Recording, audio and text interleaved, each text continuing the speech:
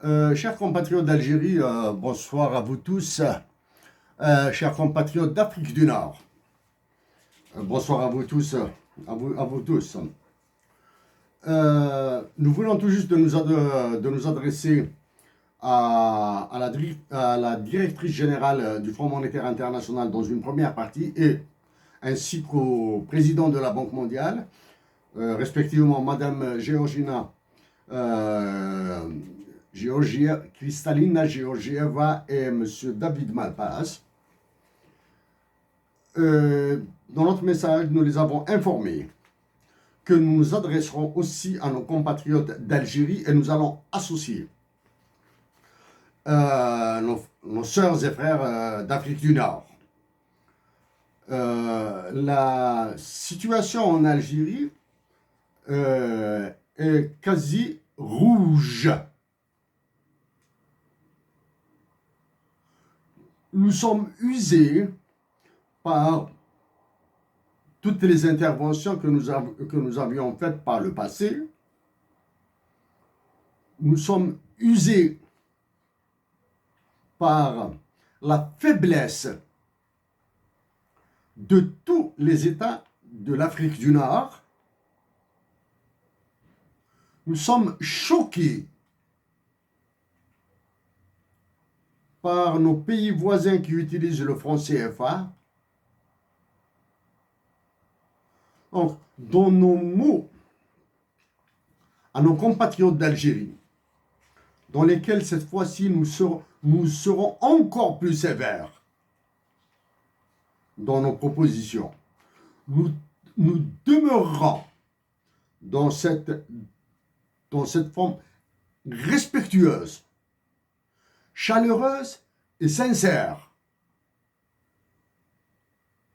Et étant donné que ce message sera aussi destiné à la directrice générale du FMI, au président de la Banque mondiale, à tous les économistes du Fonds monétaire international et de la Banque mondiale, et à d'autres organisations internationales qui s'occupent de la fuite de capitaux et du blanchiment d'argent, dont le siège est à Toronto, au Canada, et qui travaille avec le GAFI de la Banque mondiale. En anglais, c'est de FETF. Voilà. Nous allons associer l'Organisation mondiale du commerce dans la mesure où il est actuellement dirigé par une Africaine. Donc, chers compatriotes d'Algérie,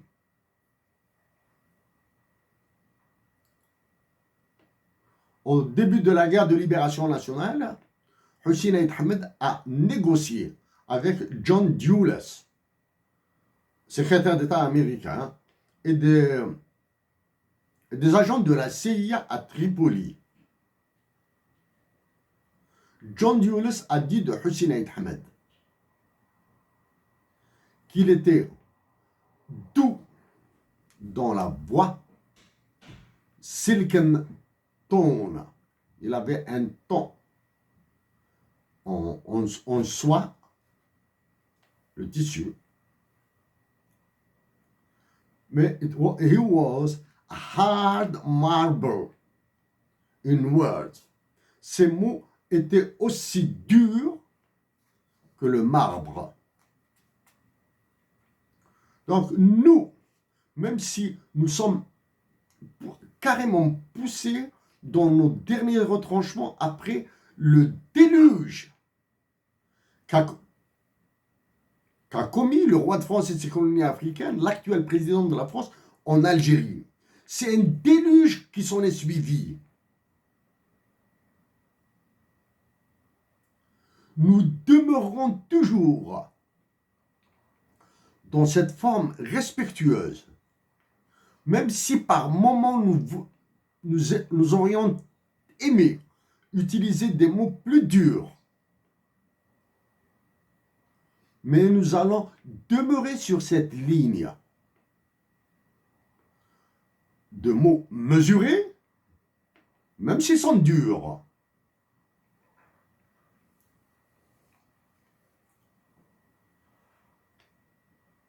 quelques jours auparavant, après avoir échoué dans notre tentative, après les échecs, l'absence d'écho pour le renouvellement de l'état-major de l'armée, une élection présidentielle anticipée que nous avons suggérée il y a assez longtemps, nous nous sommes adressés aux officiers du rang, peu importe leur grade algérien, dans l'armée algérienne, et aux généraux patriotes d'exiger le renouvellement de l'état-major de l'armée algérienne. Il est impossible à l'Algérie de continuer avec un état-major aussi disloqué qui est en train de mener l'Algérie vers une explosion indescriptible.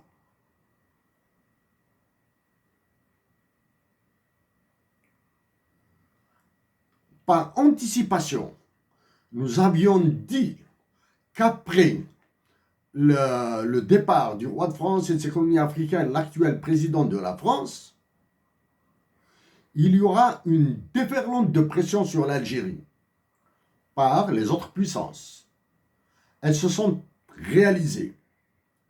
Pression de la Fédération de Russie, pression des États-Unis d'Amérique, pression du Royaume-Uni, pression de la Chine et actuellement l'Espagne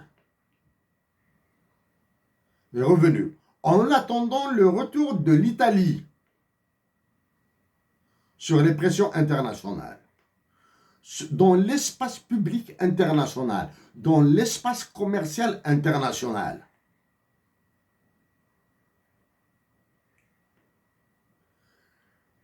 l'inflation qui touche les produits liés à la vie, le blé, les céréales, le lait,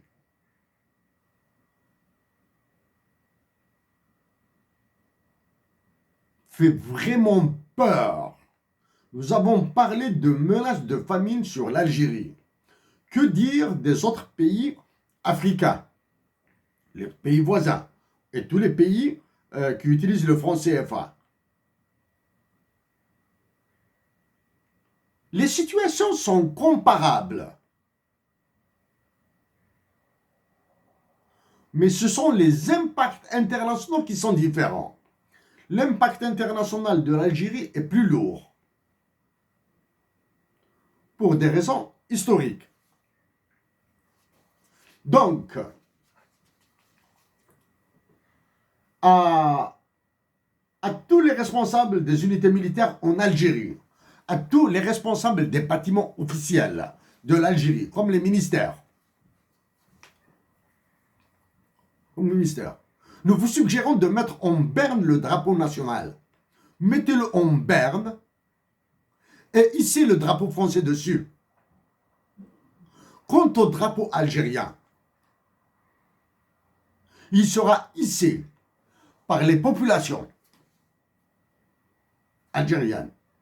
Les populations algériennes orneront les routes et les montagnes d'Algérie avec notre drapeau. Ainsi, il regagnera toute sa valeur patriotique, même si elle demeure tout juste symbolique. Mettre un drapeau sur sa maison comme le font les Américains, ou dans son jardin comme le font les Américains, ou planter un drapeau sur une montagne, ou décorer les routes avec les drapeaux nationaux, orner plutôt, c'est un ornement,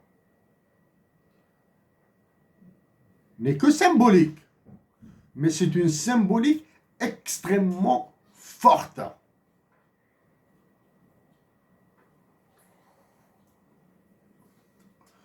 Donc, nous, étant donné que nous allons faire suivre ce message au FMI, à la Banque mondiale et autres organisations internationales, nous allons essayer d'être très clairs.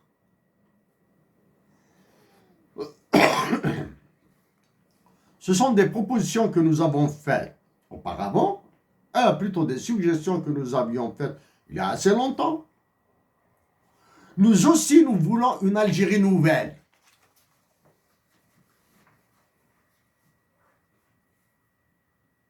Nous aussi, nous voulons une Algérie nouvelle. Et nous conseillons, suggérons, nous recommandons vivement à ceux qui revendiqueront la paternité de l'expression Algérie nouvelle de faire très attention.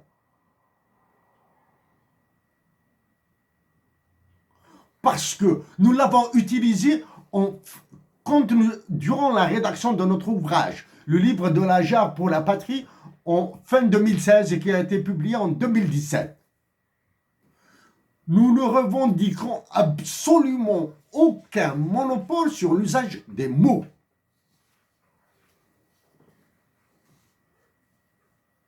Ce que nous disons aujourd'hui,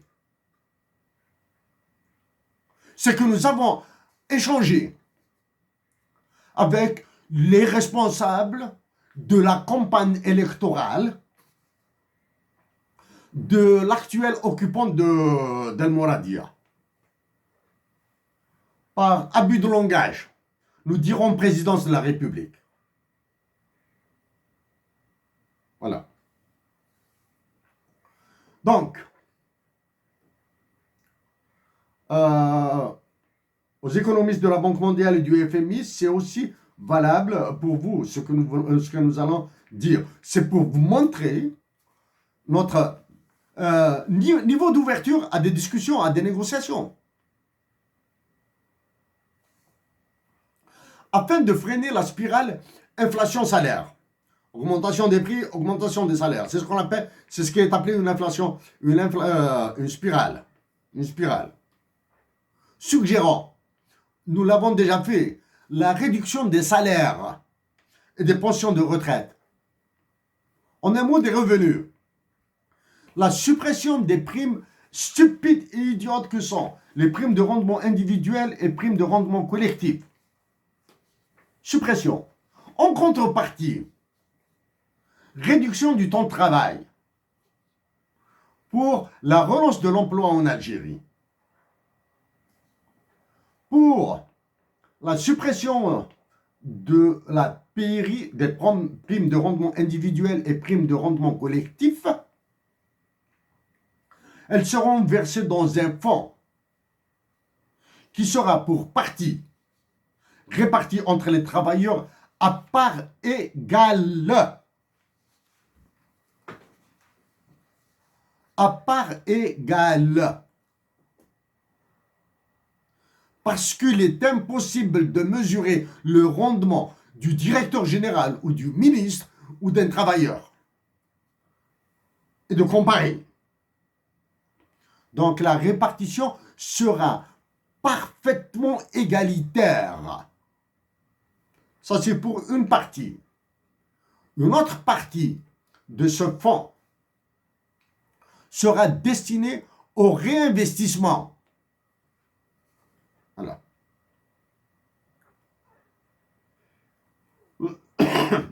Deuxième, actuellement, une folie se produit dans le marché de l'immobilier en Algérie. Il y a longtemps de cela, nous avons proposé la taxation des transactions immobilières. Toutes et absolument toutes.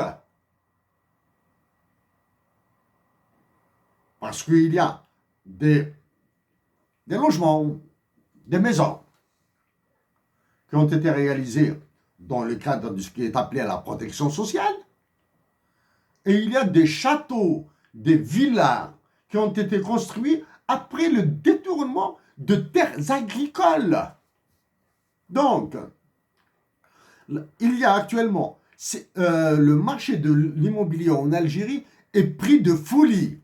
Donc, taxation à hauteur de 50% de la valeur commerciale sur l'acheteur et 50% sur le vendeur. De ce fait, l'État va récupérer 100% de la valeur de l'objet vendu, du logement, ou de la villa, ou du bunker, ou du château. Cette taxe, une taxe, pour le côté impôt foncier et autres, c'est un autre traitement. Donc, ces taxes serviront à financer, d'abord, à récupérer l'argent de l'État, l'argent de la nation, à financer l'efficacité énergétique dans les futurs logements, l'efficacité énergétique dans les futurs logements, à doter certains quartiers d'espaces verts durables pour permettre l'épanouissement des enfants et lutter contre la délinquance et la criminalité qui sévissent en Algérie. Freiner un tant soit peu ce fléau de la prostitution et de l'alcoolisme public.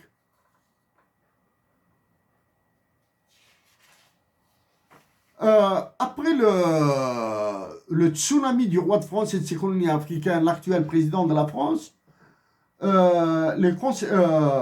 l'importation des véhicules est à l'ordre du jour. Nous demeurons ouverts au commerce international.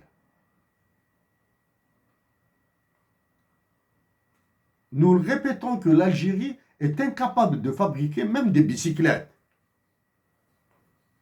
sachant qu'avant elle faisait du montage de mobylettes et de tracteurs du côté de Constantine.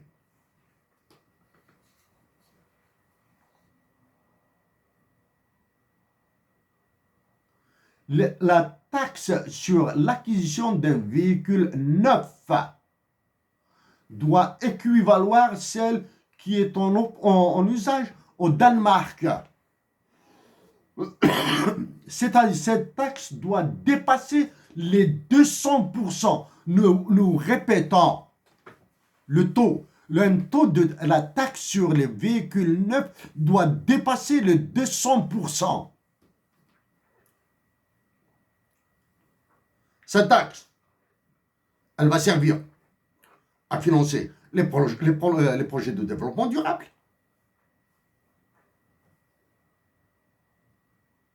à financer la réduction de 70 à 80% des tarifs de transport public en Algérie. Le transport en commun et public en Algérie, comme les chemins de fer, comme Air Algérie à l'intérieur du pays. Tu taxes les véhicules, tu réduis le transport, les coûts, le tarif de transport dans les transports terrestres.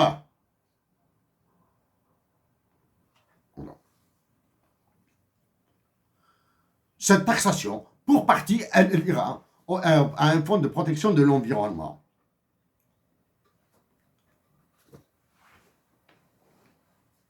Aux économistes de la Banque mondiale, du FMI et du FMI, à nos compatriotes d'Algérie, nos compatriotes du Mali, du Niger, de la Mauritanie, du Tchad, de Libye, du Maroc et de Tunisie. Pour l'Algérie, compatriotes algériens, nous suggérons la taxation qui sera appelée taxe sur les pots de bananes. Disons bien, une taxe sur les pots de bananes, pas sur la banane, une taxe sur les pots de bananes, de l'ordre de 100% du prix du kilo de la banane en CIF, Cost, Insurance and Freight.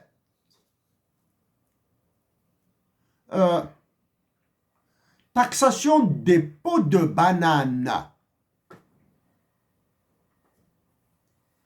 à 100% du prix du kilogramme de la banane pour freiner le dérapage, le glissement de l'Algérie vers l'enfer. Pour le freiner, nous répétons bien, une taxation de 100 à 150% qui sera appelée taxe sur les pots de banane.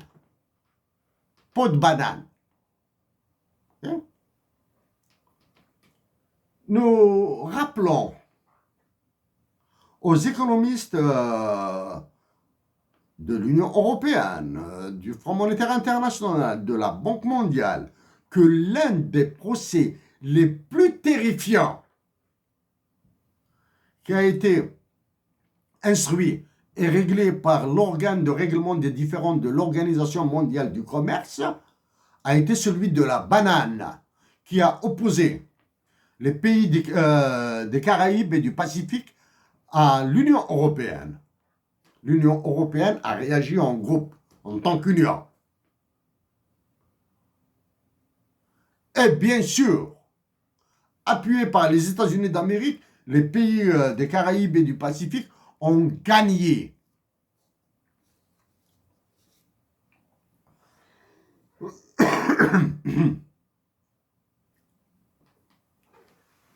Yes.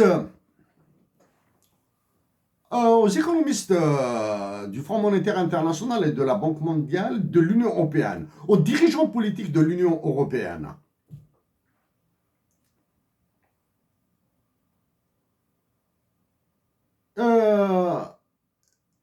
Les relations économiques, l'économie est une connerie. Voilà, nous vous le disons d'emblée, comme ça. L'économie est une connerie. Les relations internationales sont un capharnaüm. Sont un capharnaüm.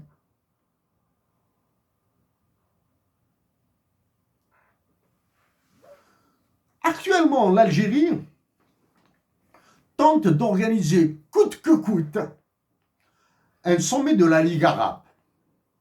Soit. Maintenant, si ce sommet, si cette réunion qui aboutira à rien est statutaire, c'est-à-dire que la réunion est prévue dans les règlements de la Ligue arabe, pourquoi l'État algérien se prostitue-t-il à envoyer des émissaires pour inviter des chefs d'État à être présents à ce sommet? Si la réunion est statutaire et que l'Algérie s'est proposée pour abriter ce sommet, sont les bienvenus en Algérie. Si cette réunion est extraordinaire ou hors programme, au diable cette réunion. Et pourquoi nous le disons?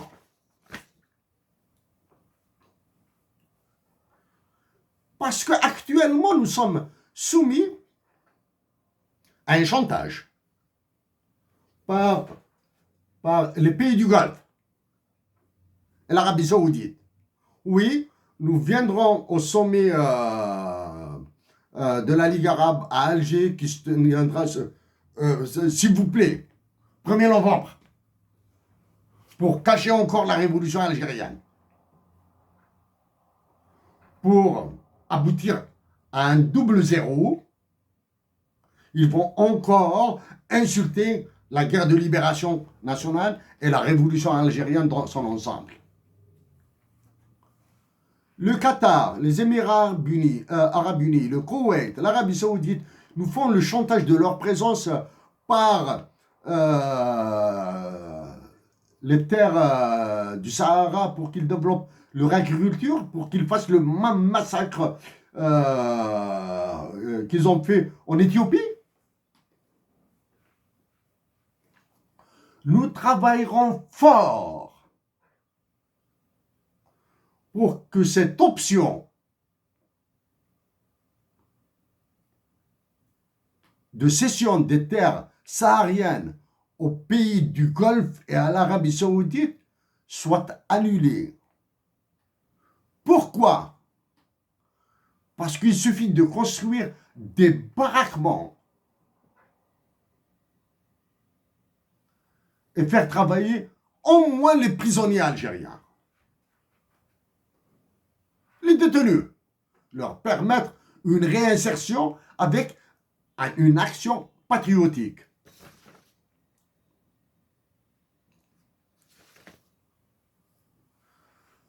Venons à un obstacle des plus terrifiants.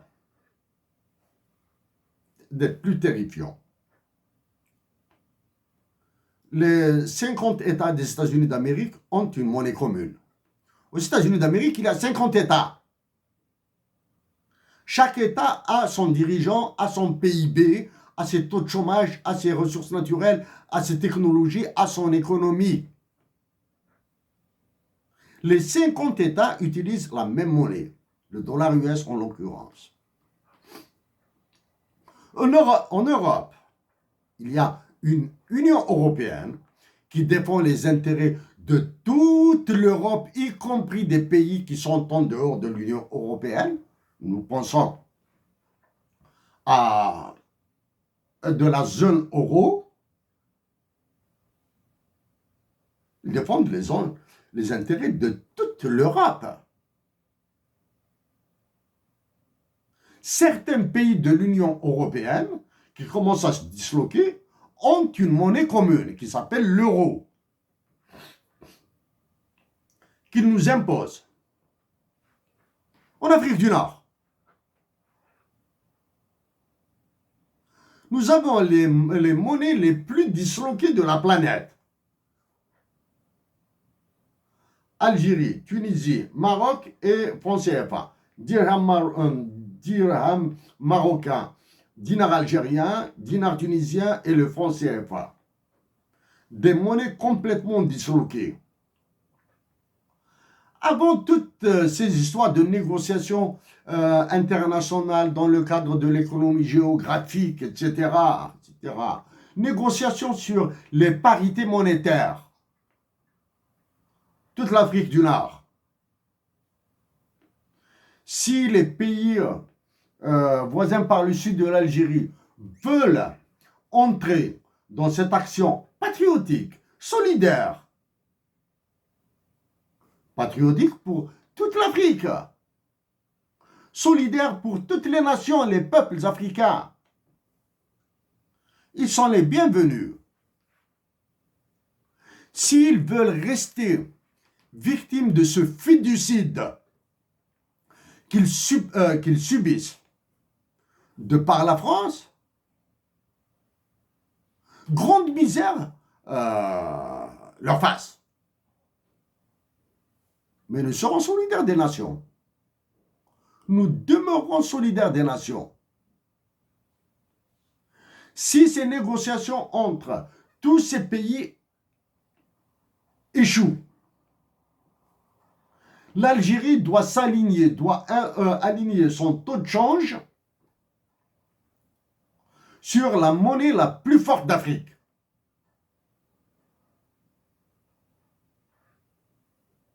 Nous sommes dans l'exagération? Probablement. Nous faisons une concession sur la monnaie la plus forte en Afrique du Nord, le dinar tunisien en l'occurrence. Le dinar algérien doit valoir un dinar tunisien.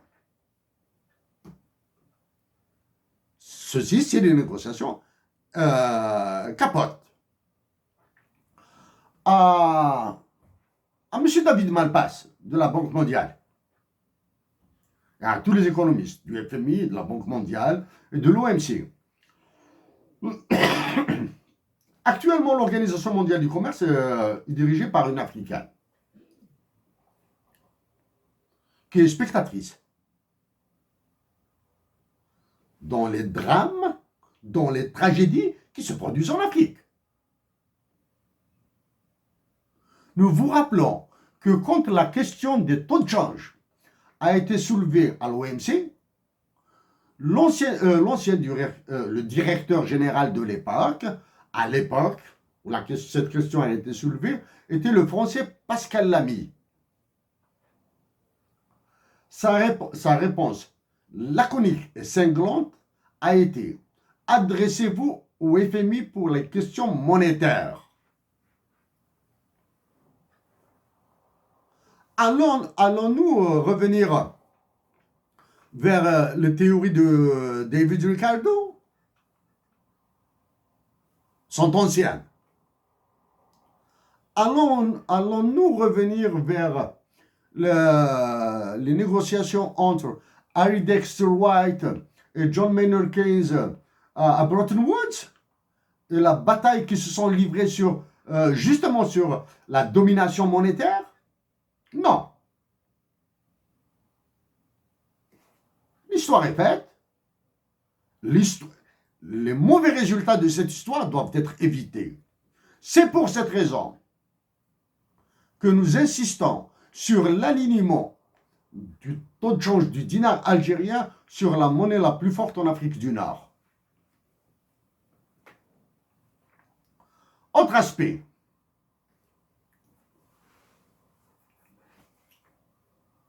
Un ministère de l'industrie pharmaceutique a été créé.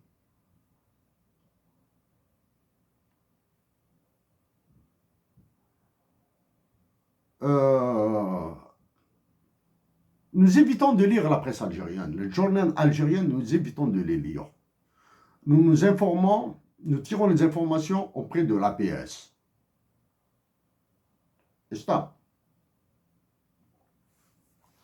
Les industries pharmaceutiques, est-ce pour la fabrication de produits génériques?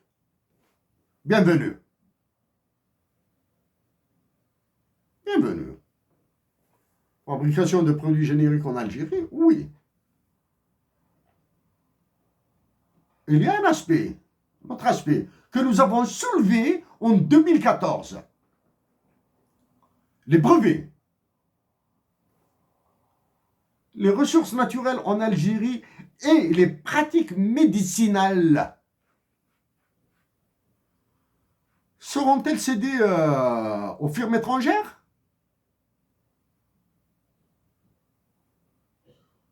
Vous nous diriez que oui.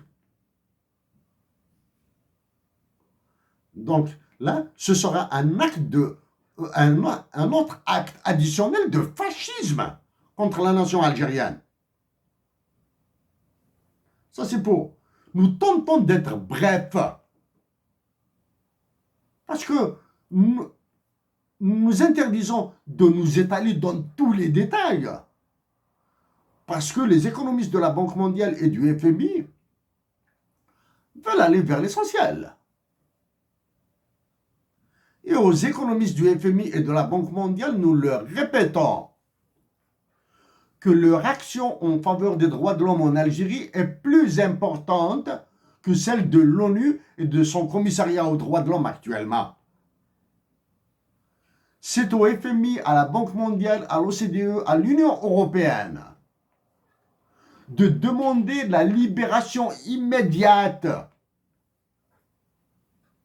des détenus politiques algériens et d'arrêter ce chantage à l'extradition.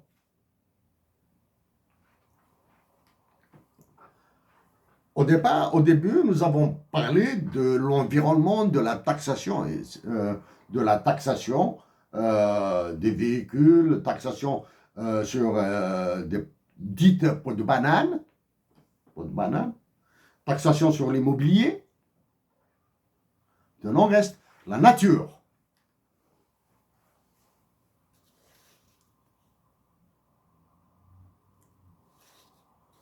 Avec la nomination du nouveau responsable des programmes de la Banque mondiale en Algérie, M. Braham, qui vient du Maroc. Hein. Il était au Maroc. La dernière action au Maroc, connue du Maroc, c'est le vote d'une loi cadre sur la santé. L'application de cette loi cadre au Maroc. Regarde les Marocains, mais nous nous nous opposerons à toute forme de loi cadre sur la santé en Algérie, avec une concession de notre part. Nous acceptons l'introduction d'un ticket modérateur dans la santé. Pour les déremboursements de certains médicaments, c'est-à-dire transformer leur vente en vente de comptoir, les spécialistes, les pauvres en Algérie, pourront donner leur avis. Pour la réduction des frais d'assurance de la couverture maladie, dans les congés de maladie qui sont beaucoup plus de pas beaucoup plus, pas beaucoup moins, qui sont complaisants. Les Algériens doivent penser à se sacrifier sur cet aspect. Donc, reste maintenant l'environnement. Nous revendiquons notre position de premier Algérien à avoir soulevé la question de l'environnement à Ouadamezor, Terramine, de la pollution, détérioration de l'environnement. Nous avons fait des suggestions. Nous avons attiré l'attention sur les manipulations autour de ces projets. De ce que nous proposons aux populations de Ouadamezor, dans la wilaya de Béjaïa, aux populations de Garadjebilet que nous avons suspecté en 2015, et aux populations de Tamanrasset, d'agir par des canaux pacifiques, des lettres soit individuelles, soit collectives, à adresser à M. Braham, l'actuel responsable des programmes de la Banque mondiale en Algérie, qui vient d'être installé. Et il a été reçu, s'il vous plaît, non pas par un Premier ministre ou un ministre des Finances ou le gouverneur du Courbi, qui est la Banque d'Algérie, par le responsable de la débile diplomatie algérienne.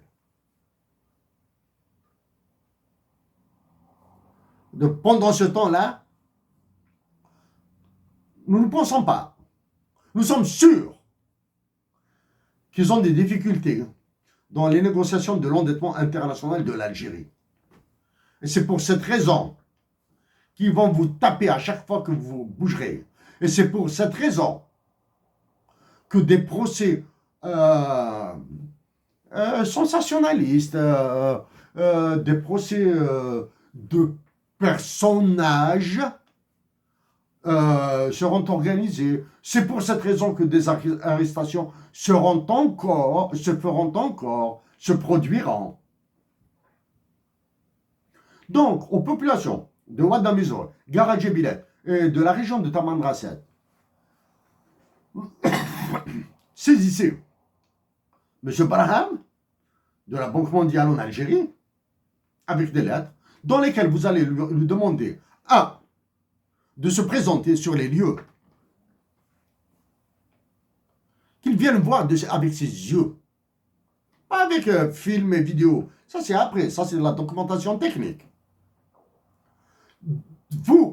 À vous de votre côté, de préparer des spécialistes, pas des spécialistes, des personnes en relation avec la nature et l'environnement. Parmi ces personnes, il y aura toutes les personnes d'un certain âge ou d'un âge avancé qui vont répercuter l'oralité de la région dans la protection de la nature à lui. Et nous vous suggérons de citer comme référence toutes les interventions que nous avions faites. Des interventions de ce type, ou bien des actions que nous avons décrites dans le livre de la Charte pour la patrie. Bien mieux encore, dans certains exemples probablement métaphoriques, dans notre ouvrage « Nouvelles d'une humanité déchirée », avant qu'elle ne change.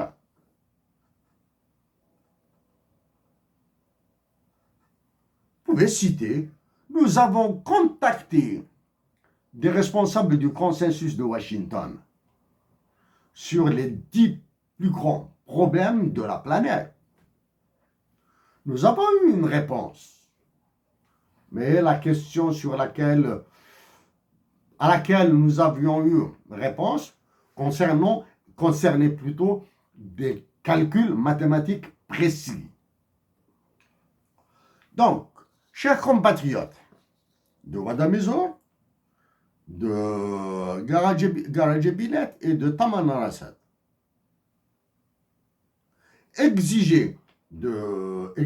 demandez plutôt de M. Braham de la Banque mondiale d'exiger la divulgation des clauses de ce qui est appelé en anglais the Business Social Responsibility. Business Social Responsibility. C'est la responsabilité sociale des entreprises. Nous vomissons l'expression responsabilité sociétale des entreprises. Nous la vomissons. Elle est d'usage. Vous êtes libre de l'utiliser. Mais pour nous, il est hors de question de l'utiliser sauf pour l'abattre. Chers compatriotes d'Algérie, il y a assez longtemps, nous avions dit que les Algériens doivent encore relibérer toute l'Afrique du Nord. Les Algériens sont capables de mener une nouvelle révolution, sauf que cette nouvelle révolution doit être pacifique et intelligente.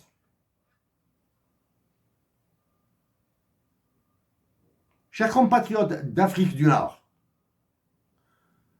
à tous les économistes de la Banque mondiale, du FMI, de l'OCDE, de l'Union européenne,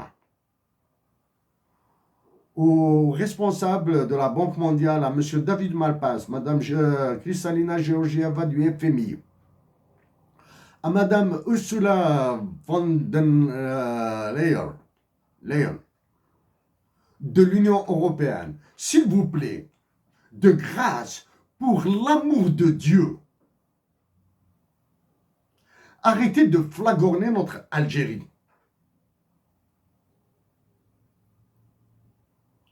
Après l'avoir massacré, après l'avoir attaqué de tous les côtés, y compris par le Parlement européen, y compris par le Conseil européen, maintenant qu'il y a une crise de l'énergie et de pétrole et gaz, vous nous offrez des fleurs? Madame, nous sommes prêts à discuter avec vous, avec les responsables de l'Union européenne. Nous sommes prêts à intervenir au sein même du Parlement européen. S'il vous plaît, n'ajoutez pas au ravage du roi de France et de ses colonies africaines, l'actuel président de la France, les ravages de toute l'Union européenne. Chers compatriotes d'Algérie, chères sœurs, chers frères d'Algérie, chers compatriotes d'Afrique du Nord, recevez notre sincère amitié. Recevez aussi notre espoir, un optimisme pour un salut de toute l'Afrique. Cet espoir de faire revivre les esprits qui ont libéré l'Afrique, en tête desquels il y a des Algériens, il y a des Maliens, des Marocains et des Tunisiens nous ont aidés. Des Sud-Africains se sont battus. À vous tous, nos amitiés les plus chaleureuses du Canada. Merci à vous tous.